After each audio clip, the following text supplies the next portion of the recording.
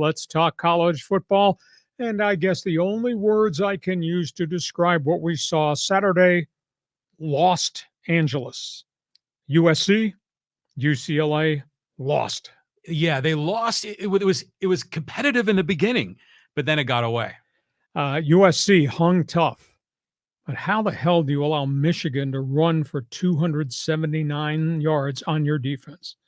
How do you beat a one-dimension Michigan team that they could not throw the football, and yet you lost? Really bad set of circumstances. Of course, they were competing against 106,000 people wearing maize and blue.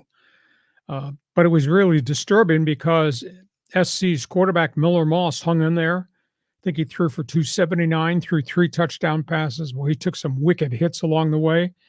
But just Michigan got tougher and tougher as the game went on. And then the Trojan defense just could not get off the field. They knew the run was coming, and they still could not stop them, even though Michigan's backup quarterback could not throw the football. So this was a real stunner to me.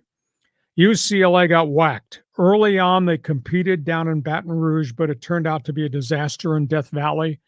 UCLA they've got all kinds of issues. Could not protect the quarterback. Ethan Garbers got banged all over the place. Nussmeier, the LSU quarterback, threw for 320-something and 3 touchdowns along the way. It's evident to me that Deshaun Foster, Eric Bieniemy just don't have enough players, and that's on them. They're the ones that were there, hired as the recruiting process began. They are just player threadbare in terms of a lot of talent. Don't run the ball very well. The big wide receivers they have, they don't get the ball to them.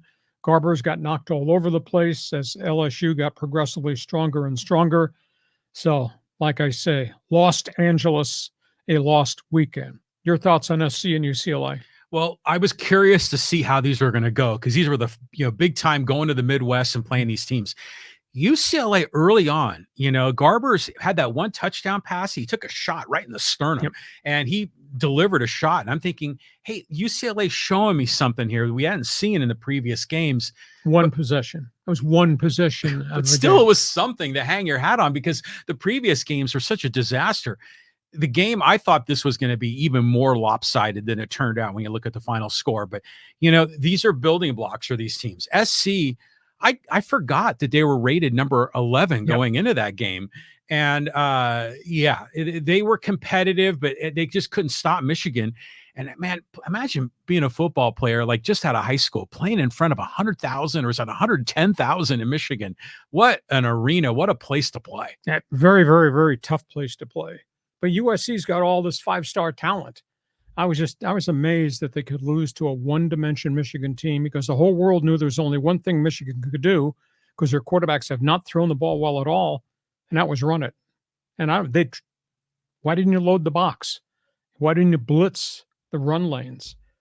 SC defensively just let them maul them over the course of the game. Like I said, Trojans gave up 279 on the ground.